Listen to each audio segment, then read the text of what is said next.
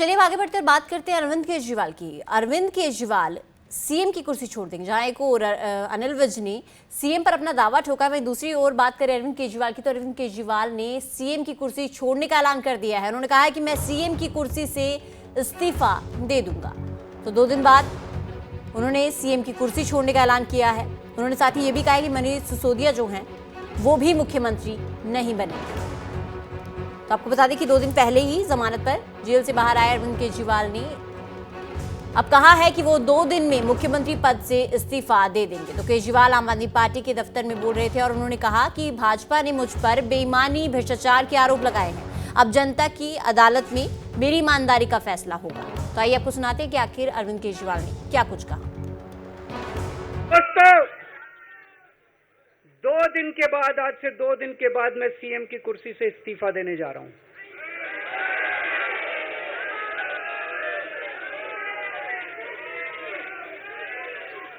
और मैं तब तक सीएम की कुर्सी पे नहीं बैठूंगा जब तक जनता अपना फैसला ना सुना दे।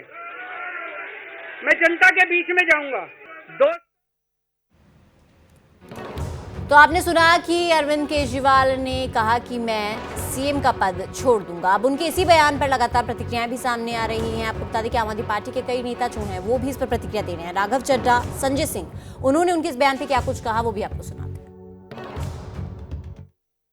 अपनी परीक्षा से गुजरने के लिए तैयार है और दिल्ली तय करेगी कि मुख्यमंत्री ईमानदार हैं कि नहीं है। अरविंद केजरीवाल जी ने 2020 में काम के नाम पर वोट मांगा था और कहा कि अगर मैंने काम किया है तो मुझे वोट देना, मैंने काम नहीं किया तो मुझे वोट नहीं देना। आज उनपे तौमतें लगाई गई, आरोप लगाया गया। आज मुख्यमंत्री जी ने अपनी ईमानदारी की परीक्षा, अग्नि परीक्षा देने का फैसला लिया है। दिल्ली की जनता मुख्यमंत्री को ईमानदार घोषित करेगी झाड़ू का बटन दबाकर।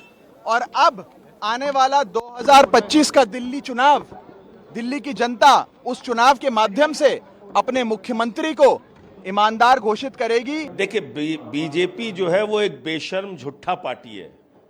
उसने झूठे और बेबुनियाद आरोप लगा के देश के प्रधानमंत्री और गृह मंत्री अमित शाह और नरेंद्र मोदी ने अरविंद केजरीवाल को गिरफ्तार किया आम आदमी पार्टी को खत्म करने के उद्देश्य से और यहां पर हॉर्स ट्रेडिंग, खरीद फरोख्त करने के उद्देश्य से, लेकिन वो विफल हो गए।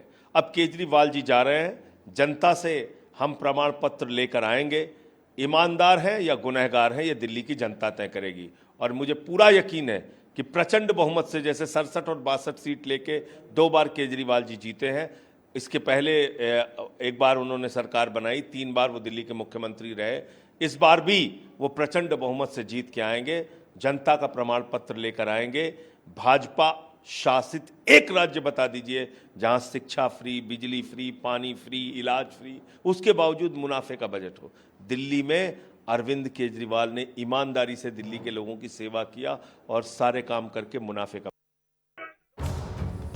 तो अब अरविंद केजरीवाल पे आपने सुने कि लगातार प्रतिक्रियाएं सामने आ रही है। अगर पंजाब की बात की जाए तो पंजाब के आम आदमी पार्टी के नेता साथ ही मंत्री हरपाल सिंह चीमा ने भी उनके इस बयान पर अपनी प्रतिक्रिया दी है। ये देश जानता है कि भारतीय जनता पार्टी जो है झूठा, एक फर्जी, एक मनगढ़ंत स्टोरी के आधारित, एक बेबुनियाद दोषों के आधारित एक केस जो है वो अरविंद केजरीवाल जी के खिलाफ बनाया और केस बना के उनको जेल में डाला। और देश की सर्वोच्च अदालत, ऑनरेबल सुप्रीम कोर्ट ने उन्होंने जमानत दी। तो क्योंकि डेमोक्रेसी में, लोकतंत्र में लोग बड़े होते हैं, लोग अपना मुख्यमंत्री चुनते हैं, लोग अपना एमएलए चुनते हैं, लोग अपना मेंबर पार्लियामेंट चुनते हैं। तो आज अरविंद केजरीवाल जी ने एक बड़ा दिल दिखाया और लोगों के बीच में जा रहे हैं कि मैं लोगों के बीच में जाऊंगा और लोगों से पूछूंगा कि मैं ईमानदार हूं तो मेरे को वोट दीजिए, बेईमान हूं तो किसी और को दीजिए। ये बहुत बड़ी बात जो है मैं समझता हूं भारतीय राजनीति में अरविंद केजरीवाल जी ने सेट की है।